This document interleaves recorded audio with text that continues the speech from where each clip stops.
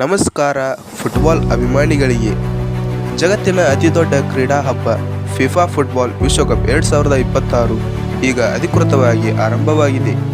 ಈ ಬಾರಿಯ ವಿಶ್ವಕಪ್ ಕೇವಲ ಸಾಧಾರಣ ಟೂರ್ನಿಯಲ್ಲ, ಇದು ಫುಟ್ಬಾಲ್ ಇತಿಹಾಸದಲ್ಲಿ ಹಿಂದೆಂದೂ ಕಾಣದಷ್ಟು ದೊಡ್ಡದಾಗಿ ಅತಿ ಹೆಚ್ಚು ದಾಖಲೆಗಳೊಂದಿಗೆ ನಡೆಯುತ್ತಿದೆ. ಹಾಗಾದರೆ ಈ 2026ರ ವಿಶ್ವಕಪ್ನಲ್ಲಿ ಏನೆಲ್ಲ ವಿಶೇಷತೆಗಳಿವೆ, ಯಾವ ತಂಡಗಳು ಸದ್ಯ ಅಬ್ಬರಿಸುತ್ತಿವೆ, ಇಲ್ಲಿದೆ ಕಂಪ್ಲೀಟ್ ಡೀಟೇಲ್ಸ್. ಫ್ರೆಂಡ್ಸ್, ಇತಿಹಾಸದಲ್ಲಿ ಮೊದಲ ಬಾರಿಗೆ ಈ ವಿಶ್ವಕಪ್ ಅನ್ನು 3 ದೇಶಗಳು ಒಟ್ಟಿಯಾಗಿ ಆಯೋಜಿಸುತ್ತಿವೆ. ಅವುಗಳೆಂದರೆ ಅಮೆರಿಕ, ಕೆನಡಾ ಮತ್ತು ಮೆಕ್ಸಿಕೋ. ಅಷ್ಟೇ ಅಲ್ಲ, ಈ ಬಾರಿಯ ಟೂರ್ನಿಯ ನಿಯಮ ಸಂಪೂರ್ಣ ಬದಲಾವಣೆಯಾಗಿದೆ. ಇಷ್ಟು ದಿನ ವಿಶ್ವಕಪ್ನಲ್ಲಿ ಬರೀ 32 ತಂಡಗಳು ಆಡುತ್ತಿದ್ದವು.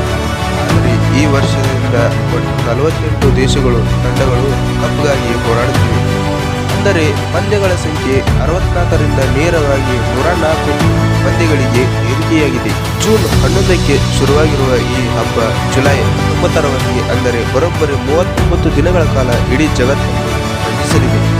ಬ್ರೆಜಿಲ್, ಅರ್ಜೆಂಟೀನಾ, ಫ್ರಾನ್ಸ್ ಮತ್ತು ಪೋರ್ಚುಗಲ್ ಪಂದ್ಯಗಳು ಮುಂದೆ ಬರಲಿದ್ದು, ಈ ಬಾರಿ ಕಪ್ ಯಾರು ಗೆಲ್ಲಬಹುದು ಅಂತ ನಿಮಗೆ ಅನಿಸುತ್ತೆ? ನಿಮ್ಮ ನೆಚ್ಚಿನ ಆಟಗಾರರು ಯಾರು?